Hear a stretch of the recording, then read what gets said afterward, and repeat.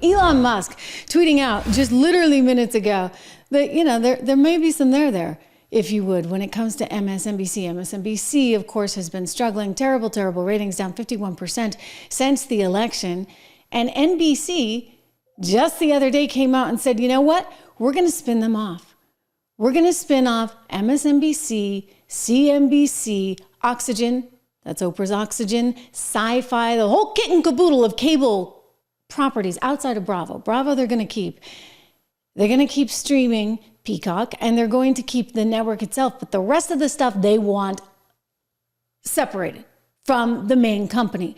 And shareholder value, therefore, theoretically would increase because these companies aren't making a ton of money and they've been kind of a drag on earnings. And, let's face it, they're not really fun to own, shall we say, right now. Like 12 years ago when they got them, they were much more exciting and much more profitable. But with ratings where they are, profitability margins where they are, Comcast not being really a content company, everybody's coming up to the realization that maybe this makes sense to separate these things. And hence, you have the opportunity for SpinCo to come out onto the surface. So the idea being that it would trade separately, that shareholders, there's like a tax advantage here to these things, shareholders would get a share in the new company, a new company that, I don't know, I guess would trade somewhere maybe around the $7 billion range, which would make it a bargain, right? For someone like Elon Musk, especially considering he paid $42 billion for Twitter. So Don Jr. brought this up today. I want to share with you after somebody said, okay, Comcast is putting MSNBC up for sale. CNN just announced massive layoffs coming.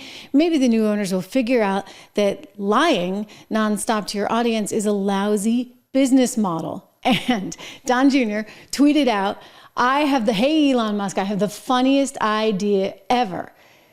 And so this was out there. And then what do you know?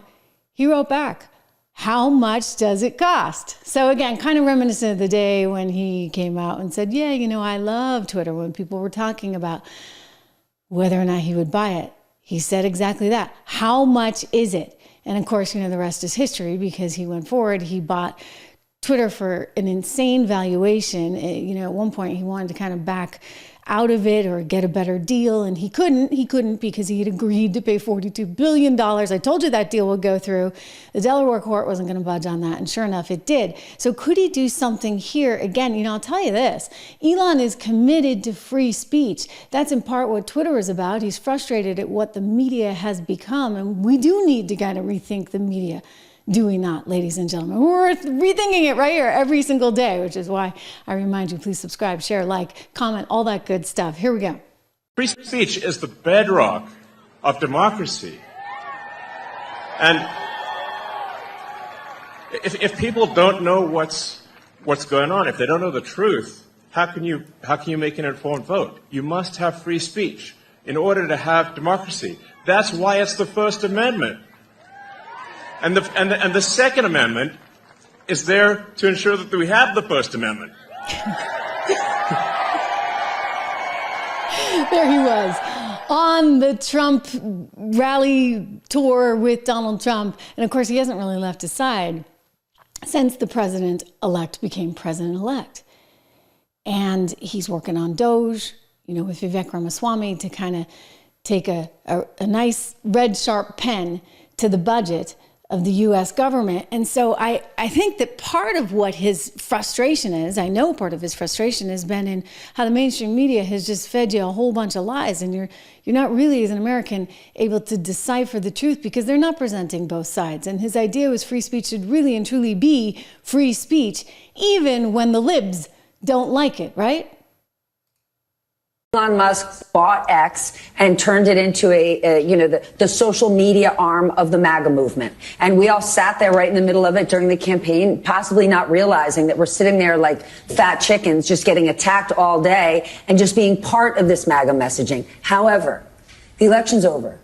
Everybody's getting smarter and better. I'm not sure that the right idea is to leave Twitter and just go to Blue Sky, a friendlier place, because then we remain in our echo chambers. I don't think that you should necessarily stay in Twitter every day and battle it out and let yourself doom scroll of all the hate coming at you, but I want to see it. I want to read what's happening there, right?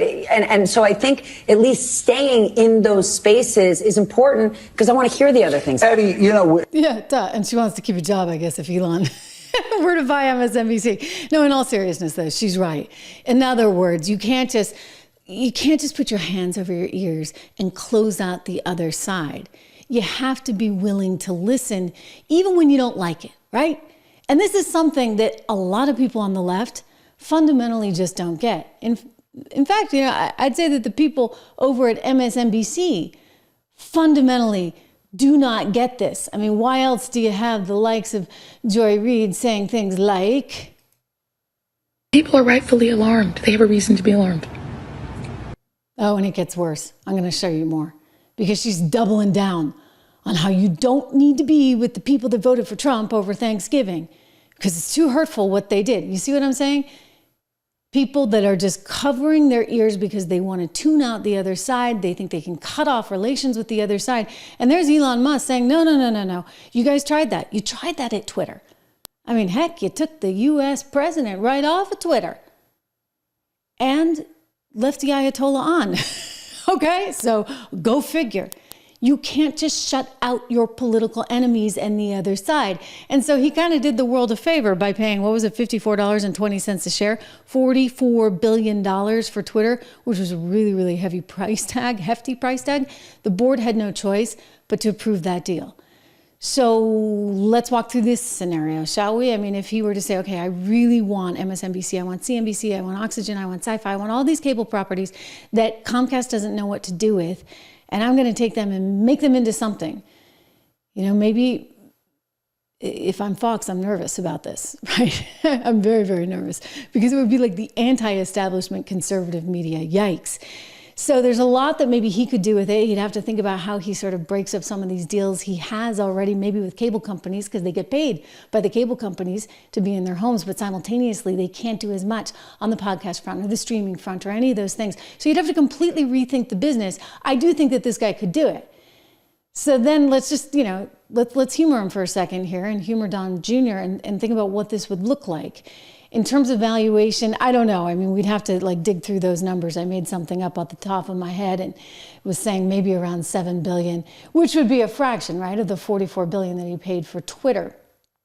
But would it actually go through? So first of all, NBC has made a decision to spin this off in SpinCo, and there's tax advantages to doing that.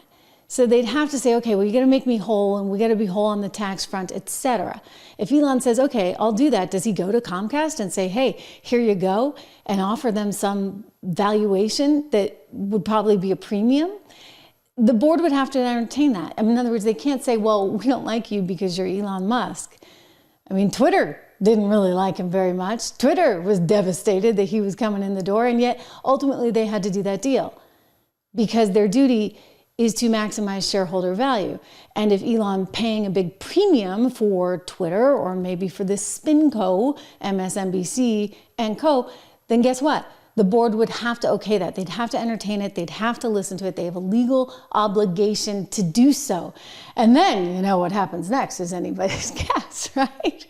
I mean, that would be very, very entertaining. If nothing else, he gets that. He gets that. He knows that this is entertaining. Perhaps he wants to feed that narrative. But I go back to the original tweet, right? Where he was talking about how much is it? I love Twitter. And then what do you know? The next thing he did was he bought it. I'll tell you, some people already, regardless of whether Elon comes through and buys this thing or not, they're already nervous about their jobs over at MSNBC. They're very, very nervous because, you're looking at pay cuts, you're looking at lower ratings, and they know the handwriting is on the wall. In other words, they may not be guaranteed those big fat salaries for long. Joe and Mika admitted as much. We could all be fired a year from now whenever this happens. You never know what's going to happen. I will say this. They're smarter than some of the other people over there on MSNBC. They're very shrewd. I give Joe that. The next day, right after the election, there he was on set talking about, wow, this is amazing. This was such a landslide by the Republican Party. I haven't seen anything like this since Reagan. And suddenly he was in his little suit and tie, and he talked about being a white, Southern, male, conservative. It's like, wow, the handwriting was on the wall. Joe got the message, and he was back on cue. And it just tells you kind of how phony he is, right? Right? But it also tells you he's a politician and he gets it. He likely knew. Well, he had to know. I mean, we were reporting that as much here. I told you this company's going to get sold. And then NBC admitted it on October 31st. When they released their earnings, they said, you know what? We're looking at this potential spin-off company. And there are some people that are really, really unhappy about this. I mean, think about people like Joy Reid that just doubled down on this hate during the campaign. And now it gets to live another day. She's actually continuing to spiral out of control. People are rightfully alarmed. They have a reason to be alarmed. Unbelievable. People are rightfully alarmed. They have a reason to be alarmed. And if you would vote for that, people may not feel so confident that they're safe with you. This is not crazy. This is legitimate feelings of fear of you and a feeling that you might not be someone they could trust. If this thing goes way south, autocracies go south real fast and things get ugly and people get asked to do things and turn people in and point people out and turn on them. And if you're voting affirmatively, gleefully for this, and people might, may not feel so confident in you anymore. That's real, and you kind of have to live with it. So if you think that you can vote for what people see as their destruction and then demand that they still are cool with you and kiki with you and have Thanksgiving with you, I think you're kind of missing the point of what people are upset about. They're afraid. And autocracy and fascism are things that are legitimate to be afraid of. So you may want to step back. Okay, so who's the fascist here? I would just ask, who is the fascist? Joy Reid, I mean, it's frankly kind of gross, the way she behaves, the things that she says, and the division that she's continuing to stir up. It's reckless, it's dangerous, it's wrong. So she wants to shut out one side. She wants to disown an entire side, and she said she's absolutely right to do it. Okay, honey, you do you do your little thing, but did you see the maps? All the red and the little teeny little crystals. We're going to call them crystals because you guys think you're so important. The little snowflakes of blue all around the country. The train has left the station. Americans heard you. They heard you on TV every single day. And you know what? They were kind of nauseated by it. At some point, it went in one ear and out the other because they were sick of hearing it. Because you know what, guys? When people are getting killed, which is the reality of where we are right now because of defund the police and open borders and this, that, and the other. And when they're getting killed at the grocery store because, wow, everything has gone up in price. One MSNBC anchor said the smartest thing I've ever heard him say the other day. Brian Williams, who used to anchor the big flagship program, was on some show and he's like, do you know it's $40 for Bounty for a 12-pack of paper towels? It's $40. People are hurting. This is the reason no one wants y'all. You're so obsessed with the DEI and everybody's feelings and this and that and the other. And in the meantime, we got rampant inflation and we've got crime and we've got kids that are afraid to speak. Joe Scarborough admitted this, smart man, the very next day on set, just days ahead of, hours ahead of hearing the news that MSNBC is going to be spun off. MSNBC, CNBC, Sci-Fi, Oprah's, Oxygen, E, the Golf Channel, USA. Hey, you know what, Elon, I'm seeing a deal here for you. I'm seeing a deal. And hey, you can get some pay cuts along the way too. Rachel Maddow, it has been revealed, has just agreed to a pay cut. She only does one show a week, for goodness sakes. She's going to make 25 instead of 30 million. Oh, we're really feeling sorry for her. You know what? These are the people that don't have to worry about the $40 12-pack of paper towels. They're just living in a whole different world. And they are so divorced from the realities that really matter that I tell you, this is partly, if not entirely, why the Democrats completely failed with America. So the company's up for sale. Elon might buy it. I wouldn't be surprised. I'm telling you, I would not be surprised. I tend to be right on these things, so let's watch it. But Mika and Joe, like, they're very aware that this is going to be problematic, right, for them and for their jobs. One, because they make a lot of money, and two, because their ratings are lousy, and three, because whoever's coming in as the new owner doesn't want to deal. The new shareholders, the board, like, they are not going to want to have to deal with the headaches that Mika and Joe and Joy and the rest of them are bringing on. You got Brendan Carr from the FCC. He means business. He's like, I'm sick of this. He looked at the number 2 mandate for the FCC, which happened to be diversity, equity, inclusion. And he's like, enough, get rid of it. I don't care about that. Maybe we just need some truth in the media. Do we not, ladies and gentlemen? So here's Mika talking about her little expedition that she went on. Joe and I went to Mar-a-Lago to meet personally with President-elect Trump. It was the first time we have seen him in 7 years. That must have been hard, huh? I mean, especially considering what Joey thought of the president.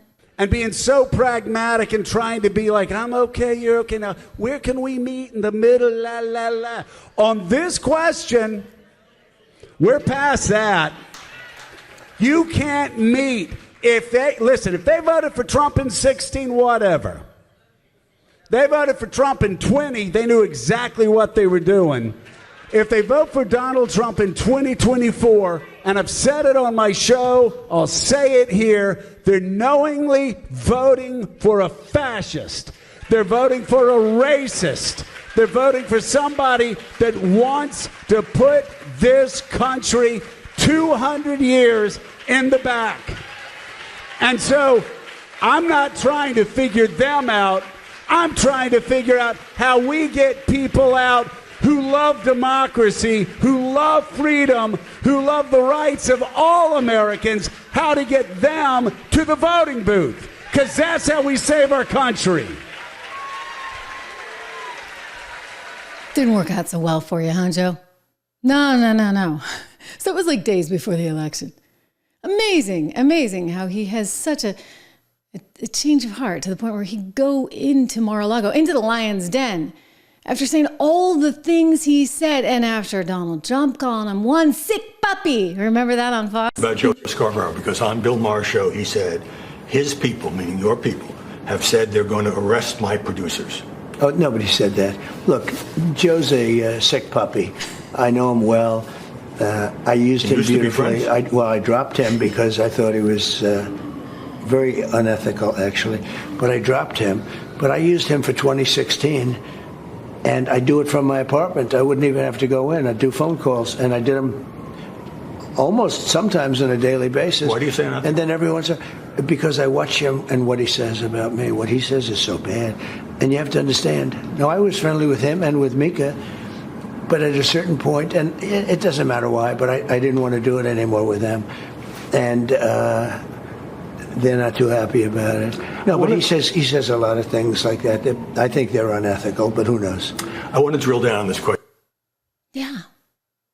You know, I mean, you just heard some of them, and he sent them on the air, and there were things like, I don't know, we played some of these on my shorts feed where he was swearing on the air at 6:15 in the morning, all about Donald Trump. I mean, the anger was just coming right through the screen. Did they think that worked? Is that what sells paper, so to speak, or turns the dial? I don't know.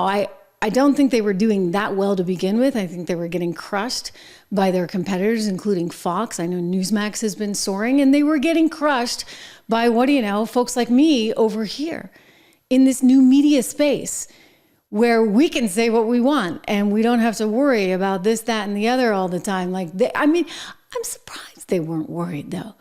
I mean, the way they spoke, it was so bizarre, and it was conspiracy theory after conspiracy theory. It still is, ladies and gentlemen. I mean, just go back to Joy, right? And Joy's idea that somehow we need to divide. It gets worse. I got more to show you because she's got another clip that I am convinced is going to get her fired.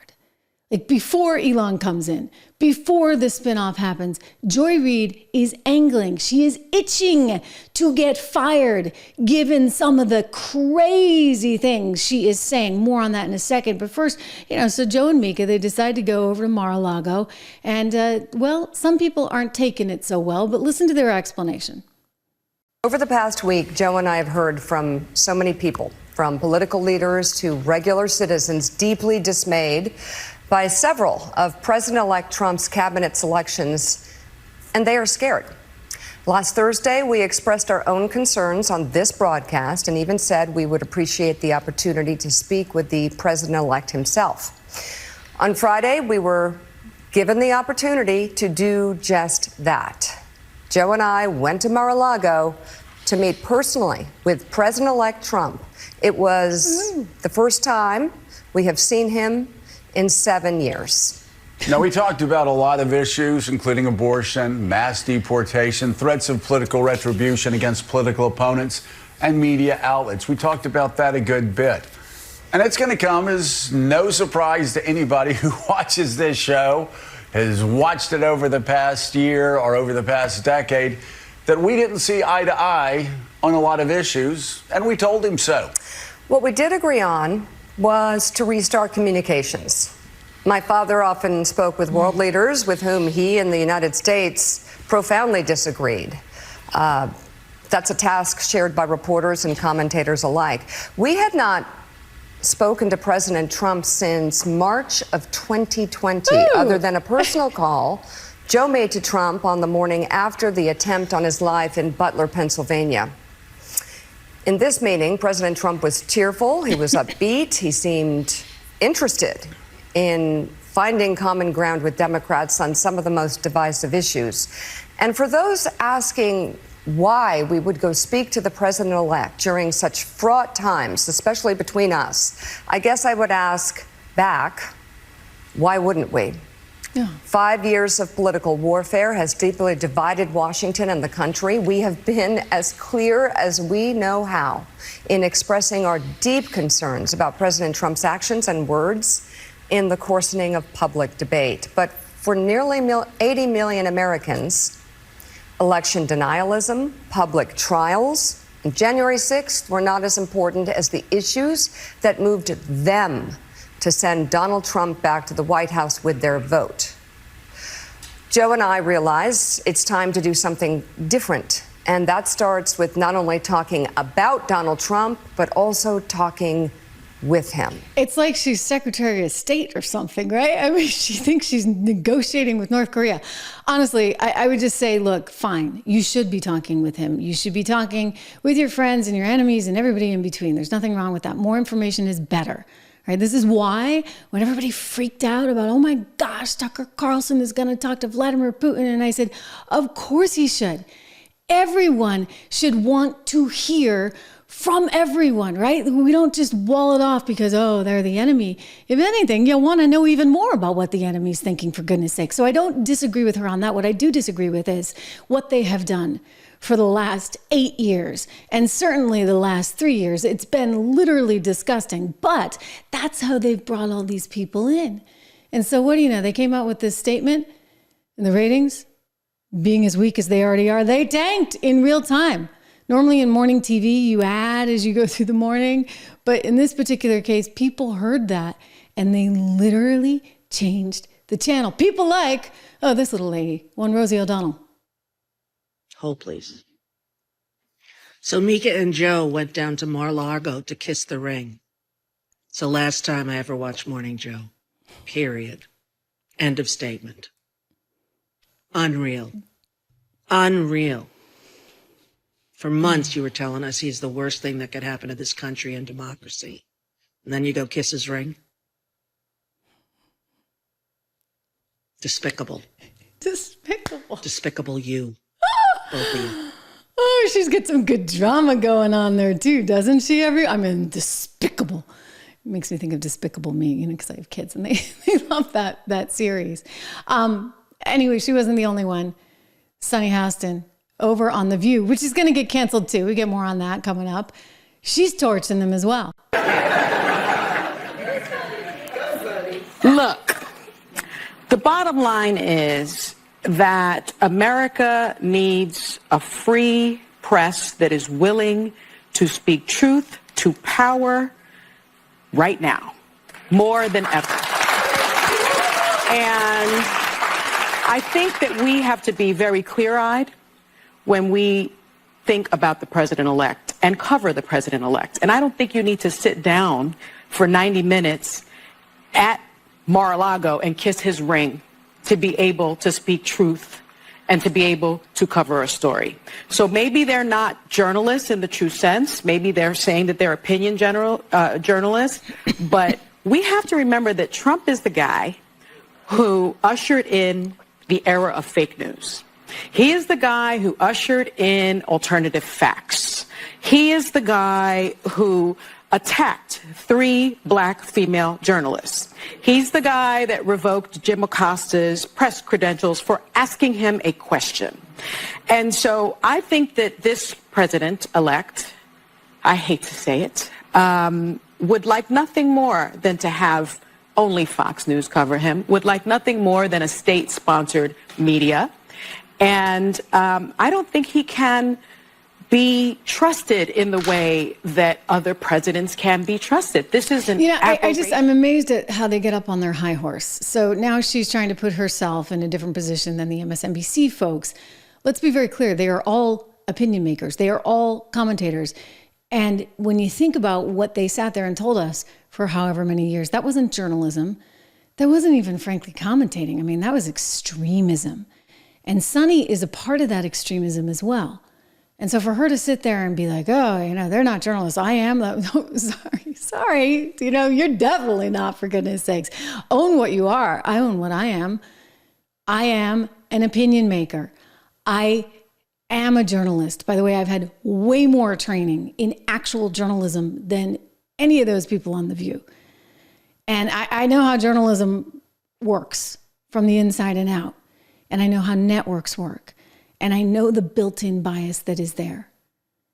And it's one of the most terrific things, frankly, about being over here. It's what I love. It's one of the reasons I created, by the way, 76 Research. I think Rob's going to come on the show in a little bit, a little later in the program, to talk some more about the Twitter deal that's just amazing. But we do have an Invest in MAGA guide that we just put out. It's totally free. Go to 76research.com, invest in MAGA, because there's going to be a lot of opportunity. I want you guys to be part of that. I've been saying that all along. I mean, look, I always believe in the American economy and the opportunity it represents, but I was getting worried.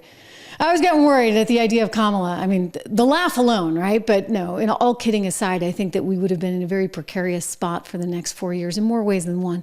So I'm really happy to see this.